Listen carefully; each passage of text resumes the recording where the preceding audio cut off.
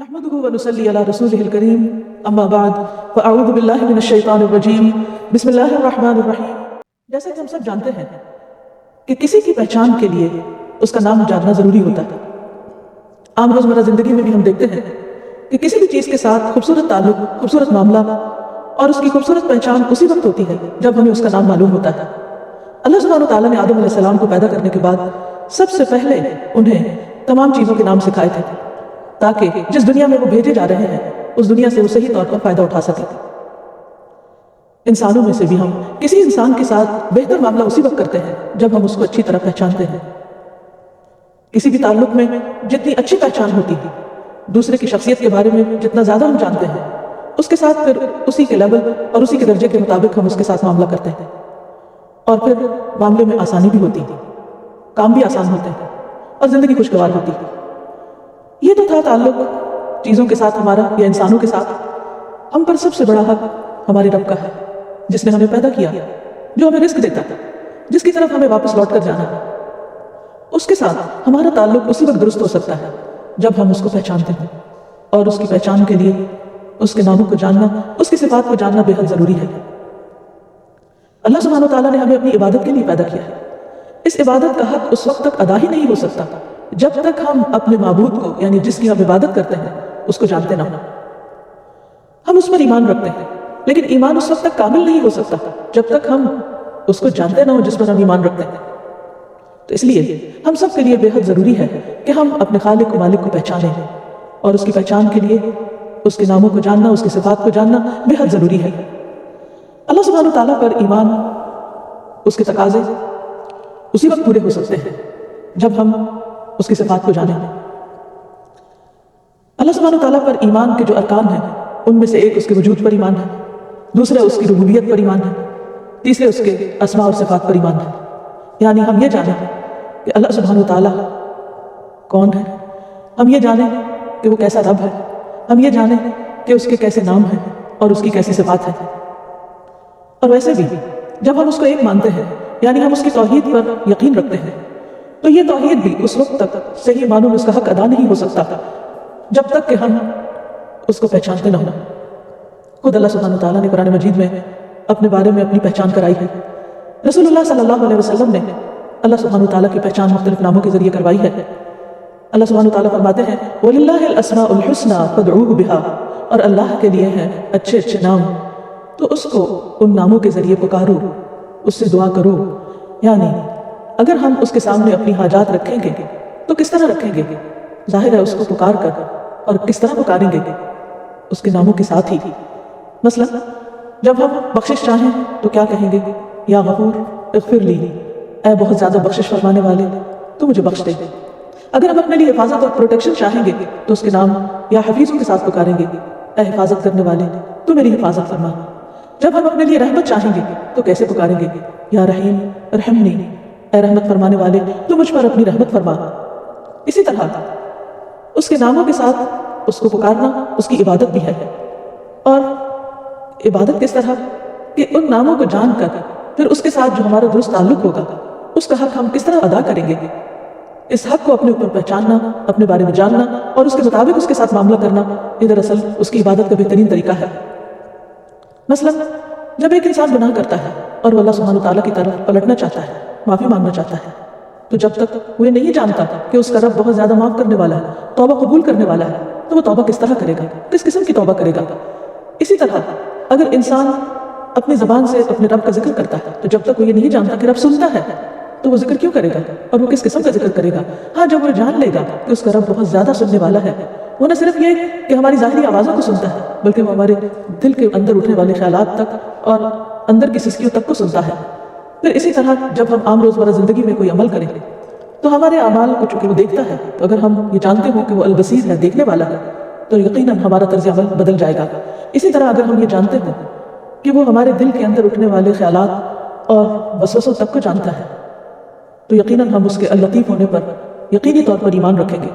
تو بہرحال اللہ سبحانہ وتعالیٰ کے ساتھ زندگی کے ہر معاملے میں، ہر لمحے میں، ہر موقع پر اسی وقت تعلق درست ہو سکتا ہے جب ہم اس کی مختلف صفات کو اس موقع کی مناسبت سے جانیں گے اور پہچانیں گے۔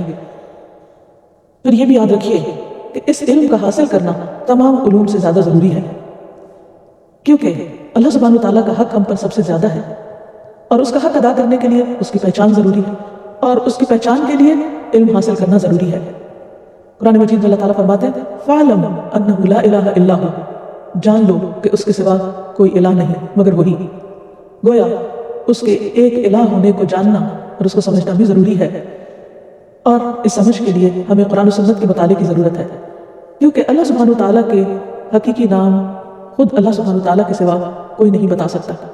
उसने वही के ज़रिए अपने नाम और अपनी सिफ़ात का जिक्र कुरान मजीद में किया और अपने नामों के बारे में खुद रसूलुल्लाह सल्लल्लाहु अलैहि वसल्लम को बज़रिया वही इल्म अता किया।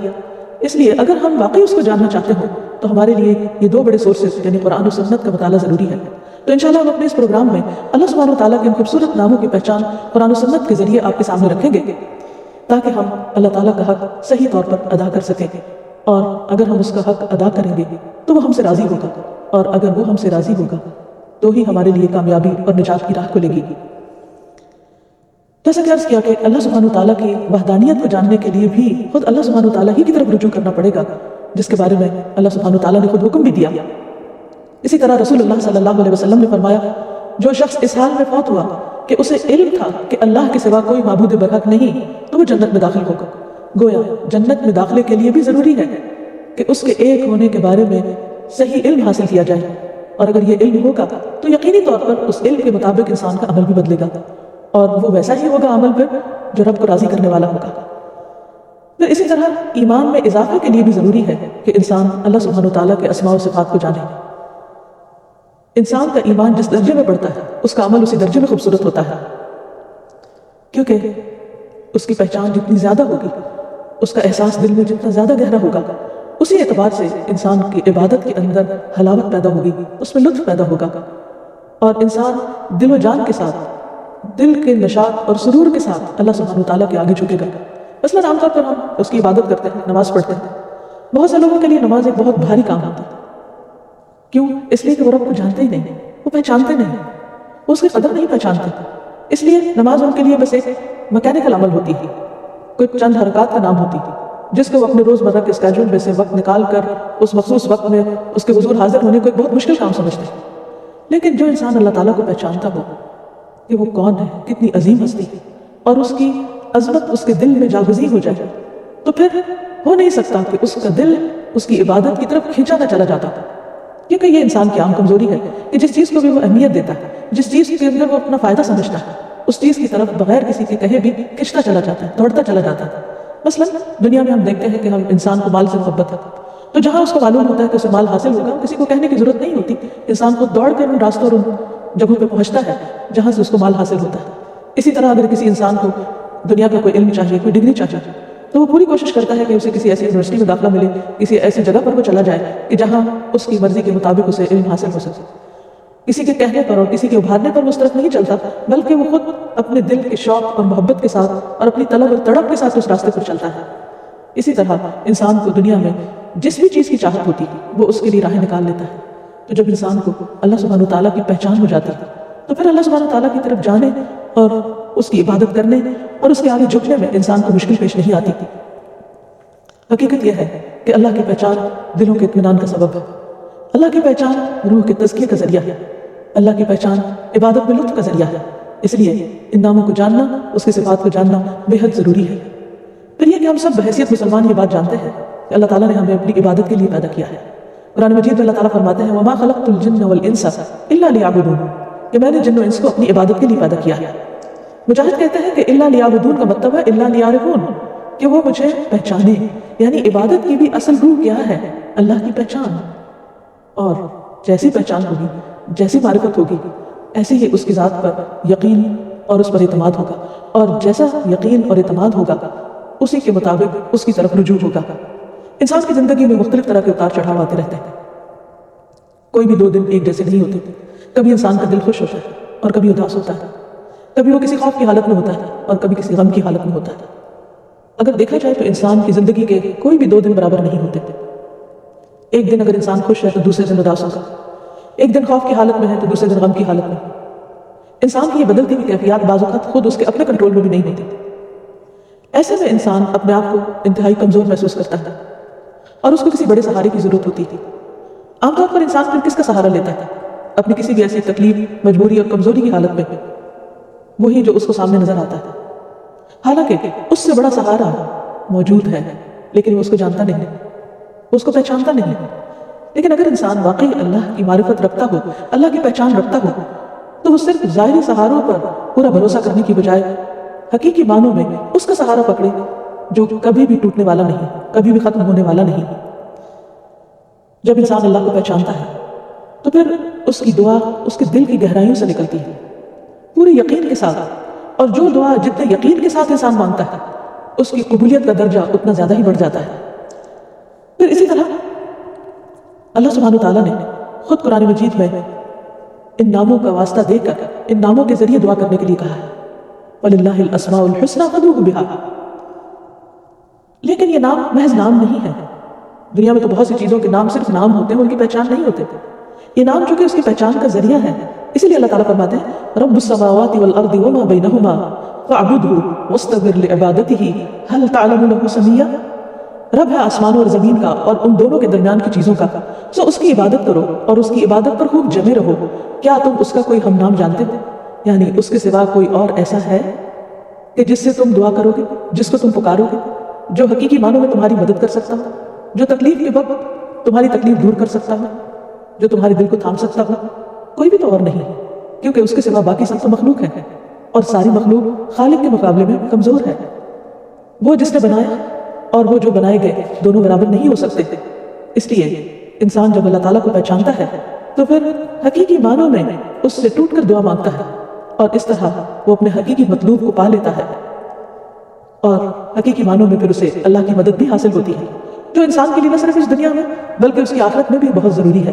جب باقی سب سہارے ساتھ چھوڑ جائیں گے، جب اپنے قریبی پیارے عزیز رشتہ دار دوست بھی کام نہ آئیں گے، اس وقت وہی رب اکیلا ہم سب کا مددگار ہوگا، ان کا مددگار ہوگا جو آج دنیا میں اس سے صحیح طور پر تعلق قائم کرتے ہیں اور اپنی جلوتوں اور خلوتوں میں اس کو پکارتے ہیں، جس کے ساتھ ان کا تعلق صرف زبان کا تعلق نہیں ہوتا، حقیقی معنوں میں دل کا تعلق ہوتا ہے۔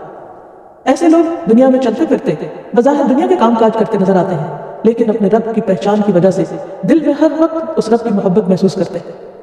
رب کی محبت ہمارے دل کی غذا ہے، ہماری روح کی غذا ہے، ہمارے عمل کی طاقت ہے، اور ہمیں اس دنیا میں صحیح راستے پر چلنے میں مددگار ہے۔ وہ دل کی ایسی روشنی ہے جس کے بغیر صحیح اور غلط کا فرق معلوم نہیں ہو سکتا۔ رب کی پہچان دلوں کی وہ روشنی ہے کہ جس کے بغیر انسان اچھے اور برے میں صحیح معنوں میں تمیز نہیں کر سکتا، جس کے بغیر وہ صحیح اور غلط کا فرق نہیں جان سکتا۔ اس لیے جب بندہ اپنے رب کو پہچانتا ہے تو پھر ہر غلطی کرنے کے بعد بھی اسی کی طرف لوٹتا ہے۔ ابو ہریرہ رضی اللہ عنہ کہتے ہیں کہ میں نے نبی صلی اللہ علیہ وسلم کو فرماتے ہوئے سنا ہے، ایک بندے نے بہت گناہ کیے اور کہا اے میرے رب میں نے گناہ کیا تو مجھے بخش دے۔ اللہ تعالیٰ فرماتا ہے میرا بندہ جانتا ہے کہ اس کا کوئی رب ہے، میرا بندہ جانتا ہے، اس کو معلوم ہے کہ اس کا کوئی رب ہے جو گناہوں کو معاف کرتا ہے اور گناہ کی وجہ سے سزا بھی دیتا ہے، میں نے اپنے بندے کو بخش دیا۔ پھر بندہ رکا رہا جتنا اللہ نے چاہا کہ اس گناہ سے رکا رہے، اور پھر اس نے گناہ کر لیا کیونکہ انسان کمزور ہے، پھر واپس وہی جا گرتا ہے جہاں سے وہ اٹھتا ہے۔ پھر اس نے عرض کیا اے میرے رب تو مجھے معاف کر دے، میں نے دوبارہ گناہ کر لیا ہے، اے میرے رب مجھے بخش دے۔ اللہ تعالیٰ فرماتا ہے میرا بندہ جانتا ہے کہ اس کا کوئی رب ہے جو اس کا گناہ معاف کرتا ہے اور اس کے بدلے سزا بھی دیتا ہے، میں نے اپنے بندے کو بخش دیا۔ پھر وہ بندہ رکا رہا جب تک اللہ نے چاہا، اس گناہ سے رکا رہا اور پھر گناہ کر بیٹھا۔ پھر بندہ دوبارہ اللہ کے حضور پلٹتا ہے کیونکہ وہ جانتا ہے کہ اس کا کوئی رب ہے جو گناہوں کو معاف بھی کرتا ہے اور گناہوں پر سزا بھی دیتا ہے۔ پھر وہ رب کو پکارتا ہے، رب اسے پھر بخش دیتا ہے۔ اللہ تعالیٰ فرماتا ہے میرا بندہ جانتا ہے اس کا رب ہے جو معاف کرتا ہے اور سزا بھی دیتا ہے، میں نے اپنے بندے کو 3 بار معاف کیا، بس اب جو چاہے عمل کرے، یعنی جتنی بار بھی وہ گناہ کرے گا، اگر وہ مجھے پہچان کر میری طرف پلٹے گا اور حقیقی معنوں میں شرمندگی کے ساتھ مجھ سے معافی مانگے گا، یہ جانتا ہے کہ میں معاف کر سکتا ہوں تو میں اس کو معاف کر دوں گا، اور اس کے بغیر چارہ بھی نہیں۔ یہ ہو نہیں سکتا کہ ہم بار بار غلطی نہ کریں، اور اگر ہم یہ نہ جانتے ہوں کہ ہمارا رب بار بار معاف کر سکتا ہے تو پھر انسان مایوس ہو جائے گا، اور اگر انسان مایوس ہو جائے تو پھر زندگی میں وہ آگے نہیں بڑھ سکتا، وہ ترقی نہیں کر سکتا۔ تو اس لیے بندے کے لیے یہ جاننا بہت ضروری ہے، اس دنیا اور آخرت کی بھلائی اور کامیابی، فلاح اور نجات کے لیے کہ وہ اپنے رب کی اس صفت کو جانتا ہو کہ واقعی وہ بخشنے والا ہے۔ پھر اسی طرح جو شخص ان ناموں کو جان لے اس کے لیے جنت کی خوشخبری ہے۔ رسول اللہ صلی اللہ علیہ وسلم نے فرمایا اللہ تعالیٰ کے 99 نام ہیں، ایک کم 100۔ جو شخص ان سب کو محفوظ رکھے گا وہ جنت میں داخل ہوگا۔ اللہ سبحانہ تعالیٰ کے ناموں کو جاننے اور اس کی پہچان کے بارے میں یہ بھی یاد رکھیے کہ ان ناموں کی پہچان صرف دنیا کی کامیابی کا ذریعہ ہی نہیں بلکہ آخرت میں جنت کے حصول کا ذریعہ بھی ہے، جس سے بڑی کوئی کامیابی ہے ہی نہیں۔ رسول اللہ صلی اللہ علیہ وسلم نے ارشاد فرمایا اللہ تعالیٰ کے 99 نام ہیں، یعنی ایک کم 100۔ جو شخص ان سب کو محفوظ رکھے گا وہ جنت میں داخل ہوگا۔ یہ صحیح بخاری کی روایت ہے۔ اسی طرح صحیح مسلم کی ایک روایت ہے، اس میں ابو ہریرہ ہی روایت کرتے ہیں کہ رسول اللہ صلی اللہ علیہ وسلم نے فرمایا اللہ تعالیٰ کے 99 نام ہیں، جس نے انہیں محفوظ کیا وہ جنت میں داخل ہوگا، اور بلا شبہ اللہ وتر ہے اور وتر کو پسند کرتا ہے۔ اس کا کیا مطلب ہے؟ من احصاها دخل الجنہ، جس نے ان ناموں کو شمار کیا وہ جنت میں داخل ہوگا، یعنی ان ناموں کا احاطہ کرنے کی کوشش کی، ان ناموں کے معنی کو جانا، ان کے تقاضے کے مطابق عمل کیا، اور پھر ان کی بنا پر اپنے رب، اپنے خالق و مالک کے ساتھ اپنے تعلق کو درست کیا، اور ان ناموں کے تقاضے کے مطابق اپنے اعمال کو تبدیل کیا، تو ایسا شخص اللہ سبحانہ تعالیٰ کی رحمت کا مستحق ہوگا۔ ابن القیم رحمہ اللہ کہتے ہیں کہ اللہ کے اسماء کو گن کر محفوظ رکھنے کے کچھ مرتبے ہیں، کچھ درجے ہیں۔ بندہ جب ان ناموں کو یاد کر لیتا ہے تو جنت میں داخل ہو جاتا ہے۔ یاد کرنے سے مراد صرف زبانی میمورائز کرنا ہی نہیں بلکہ ابن القیم کے مطابق پہلا مرتبہ ہے ان کے الفاظ کو گننا اور شمار کرنا، دوسرا مرتبہ ہے ان کے معنی اور مفہوم کو جاننا، تیسرا مرتبہ ہے ان کے ساتھ دعا مانگنا، کیونکہ اللہ سبحانہ تعالیٰ نے فرمایا وَلِلَّهِ الْأَسْمَاءُ الْحُسْنَى فَادْعُوهُ بِهَا، اور اللہ ہی کے لیے ہیں اچھے اچھے نام، بس تم اس کو ان ناموں کے ساتھ پکارو۔ اور اللہ کے ناموں کے ساتھ دعا مانگنے کے 2 مرتبے ہیں۔ نمبر 1 دعا العبادہ، تعریف اور عبادت کی دعا، اور نمبر 2 دعا المسئلہ، طلب اور مانگنے کی دعا۔ تو گویا اللہ تعالیٰ کی تعریف نہیں کی جا سکتی مگر اللہ سبحانہ تعالیٰ کے خوبصورت ناموں کے ذریعے اور اس کی بہترین صفات کے ذریعے۔ یعنی اگر ہم اللہ تعالیٰ کی عبادت کرنا چاہیں، اللہ تعالیٰ کی حمد و ثنا کرنا چاہیں، اللہ تعالیٰ کا شکر ادا کرنا چاہیں، اللہ تعالیٰ سے اپنی محبت کا اظہار کرنا چاہیں، تو اس کے لیے ضروری ہے کہ ہم اس کو اس کے پیارے پیارے ناموں کے ساتھ پکاریں، وہ نام جو خود اس نے اپنے ہمیں بتا دیے، کیونکہ اس سے زیادہ خود اس کے بارے میں اور کون جان سکتا ہے؟ کوئی اور ہمیں اس کے بارے میں کیا بتا سکتا ہے سوائے اس کے جو خود اس نے اپنی پہچان ہمیں کرا دی۔ لہٰذا جب ہم اللہ سبحانہ تعالیٰ کے ان ناموں کا ذکر کریں گے، ورد کریں گے، ان کے ساتھ اس کو پکاریں گے، تو گویا یہ ایک عبادت کی حالت ہوگی۔ اور پھر اگر ہم اس سے کچھ مانگیں گے تو وہ ہمیں عطا کرے گا، کیونکہ یہ اس کا اپنا فرمان ہے کہ تم ان کے ساتھ اس کو پکارو۔ اور یہاں یہ بات بھی اگر یاد رہے کہ یہ نام خود اس نے ہمیں بتائے ہیں، لہٰذا ان ناموں کی مناسبت کے ساتھ اپنی حاجات پیش کرنا، اس سے سوال کرنا، اس سے دعا مانگنا اس کو پسند ہے۔ ویسے بھی دعا کرنا ایک عبادت ہے، اور اللہ سبحانہ تعالیٰ اس بندے سے خوش ہوتا ہے، اس سے راضی ہوتا ہے جو اپنی ہر چھوٹی بڑی ضرورت میں اللہ سبحانہ تعالیٰ کی طرف رجوع کرتا ہے۔ اور اس میں بندے کے لیے عین سعادت ہے، خوش قسمتی ہے کہ اللہ نے اپنے بندوں کو اپنا ہی محتاج کیا، جو ان کا حقیقی مالک ہے اور ان کو سب کچھ دینے پر قادر ہے۔ انہیں دوسری مخلوقات کے تابع نہیں کیا۔ باقی مخلوقات درخت ہوں یا پتھر ہوں، زمین ہو یا آسمان ہو، ستارے ہوں یا چاند ہوں، یہ سب تو انسان کی خدمت میں لگے ہوئے ہیں۔ یہ انسان کے الہ ہو نہیں سکتے، انسان کے معبود ہو نہیں سکتے، اور حقیقی معبود وہی ہے جو ان سب کا خالق ہے، اور وہی ہم سے چاہتا ہے کہ ہم باقی تمام چیزوں کی غلامی سے آزاد ہو کر صرف اس کے غلام بن جائیں، صرف اس کے بندے بن جائیں، تعریف بھی کریں تو اس کی، شکر ادا کریں تو اسی کا، مانگیں تو اسی سے، اور گناہ کر لیں تو پلٹیں بھی اسی کی طرف جو شرمندہ نہیں کرتا، جو پکارتا ہے کہ اے دن کے گناہ گار تو رات کو لوٹا، میں تجھے معاف کر دوں گا، اور اے رات کے گناہ گار تو دن کو پلٹا، میں تجھے معاف کر دوں گا۔ اگر تیرے گناہ آسمان کے کناروں تک پہنچ جائیں تو میں اتنی مغفرت کے ساتھ تجھے ملوں گا اور میں تجھے معاف کر دوں گا۔ وہ ہمارا اپنا رب ہے، وہ تمام بندوں اور تمام مخلوق سے زیادہ ہم سے محبت کرنے والا ہے۔ ہماری نجات اسی کے دامن میں ہے، اسی کی طرف رجوع کرنے میں ہے۔ لہٰذا یہ نام جہاں عبادت کا ذریعہ ہے وہاں مانگنے کا ذریعہ ہے، دعا کا ذریعہ ہے، لہٰذا اس سے مانگتے رہنا چاہیے۔ اور پھر اس معاملے میں ایک احتیاط بھی ضروری ہے، اور وہ یہ کہ اللہ سبحانہ تعالیٰ کو صرف وہی نام دیے جائیں گے جو اس نے خود ہمیں بتائے ہیں۔ ہم اپنی طرف سے اس کا کوئی نام نہیں رکھ سکتے، اور نہ ہی ہمیں اس کی اجازت ہے کہ ہم اس کے ناموں میں الحاد کریں، درست راستے سے ہٹیں۔ یعنی جو نام اللہ سبحانہ تعالیٰ نے یا اللہ سبحانہ تعالیٰ نے اپنے حبیب محمد صلی اللہ علیہ وسلم کے ذریعے ہمیں بتایا ہے، اس کے علاوہ ہم اپنی طرف سے اس کا کوئی نام نہیں رکھ سکتے۔ مثلا ہم یہ جانتے ہیں کہ اللہ سبحانہ تعالیٰ شفا دیتے، لیکن ہم اللہ سبحانہ تعالیٰ کا نام ڈاکٹر نہیں رکھ سکتے، وہ نام انسانوں کے لیے۔ تو وہ نام جو عام طور پر ہم نے انسانوں کے لیے رکھے ہیں یا انسانوں کی جو صفات ہے وہ اللہ سبحانہ تعالیٰ کی ذبح نہیں ہے، اس لیے اس معاملے میں بہت احتیاط کی بھی ضرورت ہے، اور ہمیں اس معاملے میں کتاب و سنت سے آگے نہیں بڑھنا۔ اور پھر اللہ سبحانہ تعالیٰ کو مخلوق سے تشبیہ نہیں دیں گے، کیونکہ اللہ سبحانہ تعالیٰ ان سب سے اعلیٰ و افضل ہے، اس لیے اس کی جو صفات ہے اسی کے ساتھ خاص ہے، اور جو اس کی صفات ہے وہ اسی کو ذبح ہے، اور اس میں کسی بھی قسم کی تحریف جائز نہیں، کسی بھی قسم کی تشبیہ جائز نہیں، کسی بھی قسم کی تمثیل جائز نہیں۔ یعنی ہم یہ نہیں کہیں گے کہ اللہ تعالیٰ سنتا ہے جیسے بندے سنتے ہیں، نعوذ باللہ، ایسا نہیں کہہ سکتے۔ اسی طرح یہ بھی نہیں کہ وہ کیسے سنتا ہے یہ ہمیں نہیں معلوم، نہ اس نے ہمیں بتایا ہے۔ ہمارا بس یہ یقین ہونا چاہیے کہ اس نے ہمیں بتایا ہے کہ وہ سنتا ہے تو بس سنتا ہے، کیسے کا جواب ہمیں نہیں معلوم۔ اسی طرح اس کے ناموں میں کمی اور کوتاہی بھی درست نہیں۔ ہمارا ایمان ہے اس پر، وہ ویسا ہی ہے جیسا اس نے ہمیں بتایا ہے کہ وہ ہے۔ بہرحال یہ بات ہمیشہ ہمارے ذہن میں رہے کہ اللہ سبحانہ تعالیٰ کے نام اور اس کی صفات جن کا ہم آئندہ ذکر پڑھیں گے، سنیں گے، کریں گے، وہ صرف اسی کے لیے خاص ہے، اسے مخلوق کے ساتھ تشبیہ نہیں دی جا سکتی۔ قرآن مجید میں اللہ تعالیٰ فرماتے ہیں لیس کمثلہ شیء وہو السمیع البصیر، کہ اس کی مثال کی طرح بھی کوئی مثال نہیں، کوئی چیز اس جیسے نہیں۔ اس لیے جب ہم اس کے مختلف ناموں اور صفات کا ذکر سنیں یا پڑھیں تو انہیں مخلوق کے ساتھ ذہن میں نہ لائیں، وہ صرف اسی کے لیے خاص ہے۔ اور یہ یقین رکھیں کہ وہ سننے والا ہے، دیکھنے والا ہے، لیکن وہ اس طرح نہیں سنتا جیسے بندے سنتے ہیں، اور اس طرح نہیں دیکھتا جیسے بندے دیکھتے ہیں۔ تو یہاں چلتے ہوئے یہ بات بھی ذہن میں رہے کہ اللہ سبحانہ تعالیٰ کے ناموں اور صفات کو جاننے کے لیے کچھ قواعد، کچھ طریقے اور کچھ اصول ہیں جن کو ذہن میں رکھنا ضروری ہے۔ پہلی چیز یہ کہ اللہ سبحانہ تعالیٰ کے سارے ہی نام اچھے ہیں۔ اللہ لا الہ الا هو لہ الاسماء الحسنی، اللہ وہ ہے جس کے سوا کوئی معبود برحق نہیں، سب سے اچھے نام اسی کے ہیں۔ ایک اور جگہ پر فرمایا قل ادعوا اللہ او ادعوا الرحمن ایما تدعوا فلہ الاسماء الحسنی، کہہ دو اللہ کو پکارو یا رحمان کو پکارو، تم جس کو بھی پکارو گے سو یہ بہترین نام اسی کے ہیں۔